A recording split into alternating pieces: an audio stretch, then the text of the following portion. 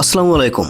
আমরা যারা বাগান করি আমাদের সবচেয়ে বড় দুঃস্বপ্ন হলো গাছের মিলিবাগ, এফিড আর মাকড়ের আক্রমণ। এই পোকাগুলো দেখতে দেখতেই আমাদের শখের গাছগুলোকে মেরে ফেলে। এদের দূর করতে আমরা বাজার থেকে দামি দামি রাসায়নিক কীটনাশক কিনে আনি, কিন্তু এই কেমিক্যাল গাছের উপকারের চেয়ে ক্ষতি বেশি করে এবং আমাদের স্বাস্থ্যের জন্য মারাত্মক ক্ষতি করে।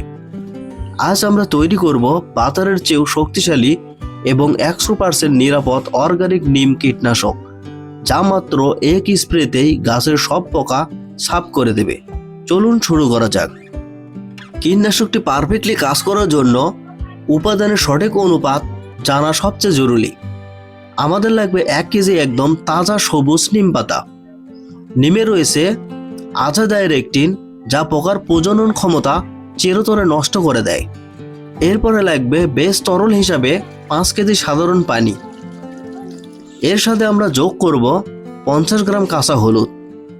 হলুদের অ্যান্টিফাঙ্গাস উপাদান গাছের শিকড় পচা রোগ দমন করে এবং যে কোনো ছত্রাক দূর করতে জাদুর মতো কাজ করে।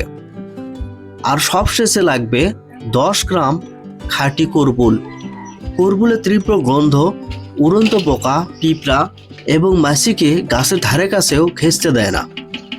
গাছ থেকে নিম পাতা পেরে আনার পর পাতার গায়ে প্রচুর ধুলোবালি লেগে থাকে বা পোকার ডিমও লেগে থাকতে পারে, তাই কোনোভাবেই পাতা না ধুয়ে সরাসরি ব্যবহার করবেন না। একটি বড় পাত্রে পর্যাপ্ত পরিমাণ পানি নিয়ে নিম পাতাগুলো খুব ভালো করে 2 থেকে 3 বার ধুয়ে নিন।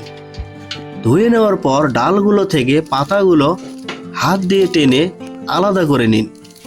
ডাল ছাড়া শুধু পাতা ব্যবহার করলেই নিম পাতার নির্যাস পানির সাথে সহজে ভালো হয়ে মিশতে পারে। এবার চুলায় একটি বড় পাত্র বসিয়ে 5 কেজি পানি এবং 1 কেজি নিম পাতা দিয়ে দিন।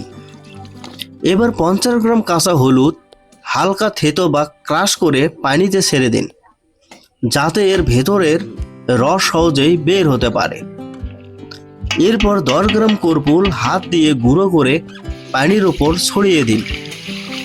এবার চুলার আঁচ মাঝারি বা মিডিয়াম রেখে মিশ্রণটি 20 থেকে 25 মিনিট ফুটিয়ে নিতে হবে। ফোটানোর সময় পাত্রটি অবশ্যই ঢাকনা দিয়ে শক্ত করে ঢেকে রাখবেন, তা না হলে কর্পুলের সুগন্ধি তেল এবং নিম পাতার জরুরি ঔষধি উপাদান বাষ্প হয়ে উড়ে যেতে পারে। ঠিক 25 মিনিট পর চুলা বন্ধ করে দিন, তবে ঢাকনা খুলবেন না। এই মিশ্রণটিকে পুরোপুরি ঠান্ডা হওয়া পর্যন্ত অন্তত 12 ঘন্টার জন্য রেখে দিতে হবে। এই 12 ঘন্টার নিম, হলুদ এবং কর্পুলের প্রতিটি কণা পানির সাথে খুব নিখুঁতভাবে মিশে যাবে। 12 ঘন্টা পর ঢাকনা খুললে দেখতে পাবেন পানির রং পুরোপুরি বদলে গেছে। এবার একটি পাতলা সুতি, কাপড় বা ছাঁকনি দিয়ে তরলটি খুব ভালো করে সেঁকে নিন। ভালো করে না সেঁকলে পরবর্তীতে স্প্রে করার সময় বোতলের নলেজ বা পাইপ আটকে যেতে পারে। এখন আমাদের কীটনাশকটি রেডি। যেহেতু এটি খুব কড়া, তাই গাছে দেওয়ার আগে প্রতি লিটার পানিতে 20 থেকে 25 মিলি মিশিয়ে নেবেন। সাথে মাত্র 2 থেকে 3 ফোঁটা লিকুইড ডিশ ওয়াশ বা শ্যাম্পু মিশিয়ে ভালো করে ঝাঁকিয়ে নিন, যা কীটনাশকটিকে পাতার গায়ে লেগে থাকতে সাহায্য করবে। তীব্র রোদে কখনো স্প্রে করবেন না, সবসময় বিকেলবেলা স্প্রে করবেন। পোকার আক্রমণ বেশি হলে সপ্তাহে 2 বার, আর সাধারণত সুরক্ষার জন্য 15 দিনে 1 বার স্প্রে করুন। বাকি তরল বোতলে ভরে নর্মাল ফ্রিজে 1 মাস পর্যন্ত রাখতে পারেন। এমনকি এটি 4 থেকে 5 মাস পর্যন্ত রেখে ব্যবহার করতে পারবেন। এই প্রাকৃতিক কীটনাশকটি নিয়মিত ব্যবহার করলে আপনার বাগান থাকবে একদম রোগমুক্ত এবং সতেজ। ভিডিওটি ভালো লাগলে লাইক দিন এবং বন্ধুদের সাথে শেয়ার করুন। বাগান বিষয়ক এমন রিয়েল এবং কার্যকরী তথ্য নিয়মিত পেতে আমাদের চ্যানেলটি এখনই সাবস্ক্রাইব করে পাশে থাকুন। আর সেই পর্যন্তই, আল্লাহ হাফেজ।